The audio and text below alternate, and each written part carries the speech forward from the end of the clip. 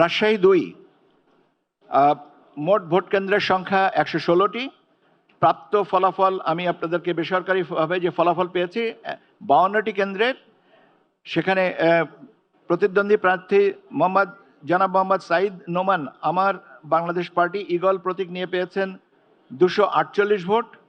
জনাব মোহাম্মদ জাহাঙ্গীর বাংলাদেশ জামায়াতে ইসলামী দাড়িপাল্লা প্রতীক নিয়ে পেয়েছেন ৪০,১৯৯ ভোট। জনাব মোহাম্মদ শামসুল আলম নাগরিক ঐক্য কেটলি প্রতীক নিয়ে পেয়েছেন ২৫১ ভোট। জনাব মোহাম্মদ মিজানুর রহমান মিনু বাংলাদেশ জাতীয়তাবাদী দল ধানের শীষ প্রতীকের পেয়েছেন ৫২,০৪৮ ভোট।